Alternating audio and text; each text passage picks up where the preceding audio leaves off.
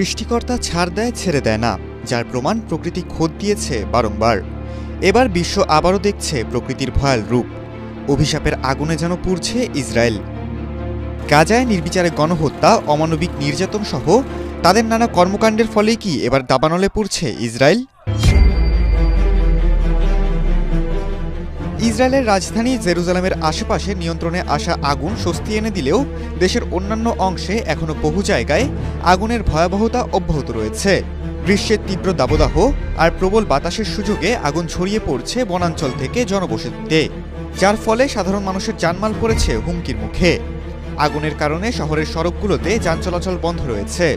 ভয়াবহ এই আগুন প্রায় ২০ ঘন্টা ধরে ব্যাপক লড়াইয়ের পর অবশেষে কিছুটা নিয়ন্ত্রণে আনা হয়েছে বলে জানায় ইসরায়েলের ফায়ার অ্যান্ড রেস্কিউ সার্ভিস।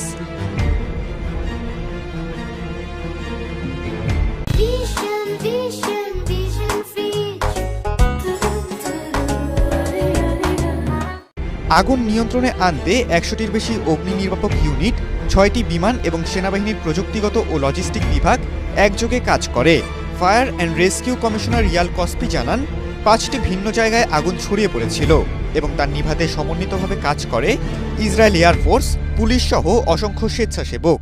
বেইতমির এলাকায় ও পার্শ্ববর্তী রাবিন পার্কের দিকে আগুন যেন না ছড়ায় সেই চেষ্টাও চলে বিমান ও মাটির অভিযান দিয়ে।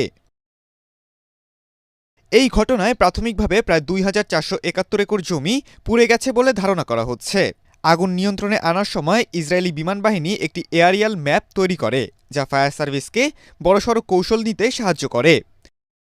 ইসরায়েল প্রতি বছর গ্রীষ্মকালে ভয়াবহ তাপপ্রবাহের মুখোমুখি হয়। রাষ্ট্রীয় হিসাবরক্ষকের এক প্রতিবেদন অনুযায়ী ২০২২ সালের অগ্নিকাণ্ডগুলোর মাত্র ৯% এবং ২০২৩ সালের মাত্র ১৪% ঘটনার উৎস তদন্ত করেছে কর্তৃপক্ষ। এমনকি ২০২০-২২ সালের মধ্যে শুরু হওয়া তদন্তগুলোর অধিকাংশ এখনও অসমাপ্ত। প্রতি বছরই গ্রীষ্মকালে ইসরায়েল এমন ভয়াবহ আগুনের মুখে পড়ে। ১৯৮৯ থেকে শুরু করে ২০১০, ২০১৫, ২০২১, ২০২৩ এবং সর্বশেষ ২০২৫-এ প্রতি ২-৩ বছর পরপর এমন ঘটনা ঘটছে।